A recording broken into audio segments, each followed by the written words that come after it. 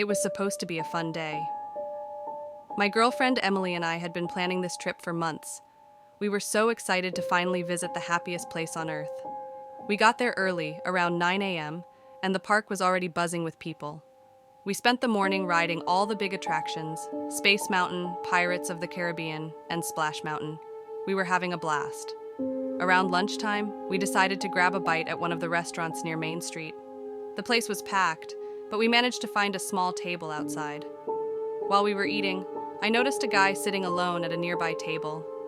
He looked out of place, like he hadn't slept in days. His clothes were dirty, and he kept looking around nervously. I remember thinking he must have had a rough night or something. After lunch, we headed to Fantasyland. Emily wanted to ride It's a Small World, so we got in line. It was a long wait, but we didn't mind. We were chatting and laughing, enjoying our time together, but then I saw the guy from the restaurant again. He was a few people behind us in line, and he was still acting strange. He kept glancing around, and I noticed he was sweating a lot, even though it wasn't that hot outside. I pointed him out to Emily, and she shrugged it off, saying maybe he was just having a bad day.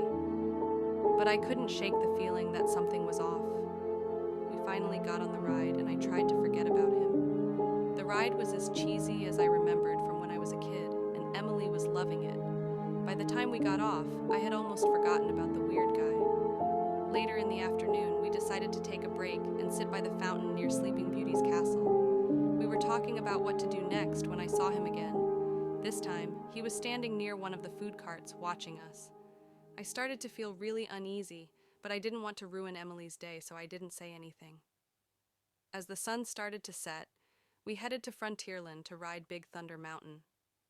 The line wasn't too bad, and we were soon on the ride. It was exhilarating, and we were both laughing as we got off. But then I saw the guy again, this time closer than before. He was standing near the exit, and he looked even more agitated. I told Emily we should move to a different area of the park, and she agreed. We walked towards Tomorrowland, hoping to lose him in the crowd. We stopped to get some ice cream, and for a while, I thought we had succeeded. But as we sat down to eat, I saw him again, lurking nearby. I told Emily we should go back to the hotel. She could tell I was serious, so we started making our way to the exit. As we were walking through Main Street, I heard a scream. I turned around and saw the guy attacking a woman. He had a knife, and he was stabbing her over and over. People were screaming and running in all directions. Emily grabbed my hand, and we ran towards the exit. I looked back one last time and saw security tackling the guy to the ground. We got back to our hotel room, both of us in shock. We watched the news that night and found out that the woman he attacked had died. Her name was Sarah, and she was a mother of two.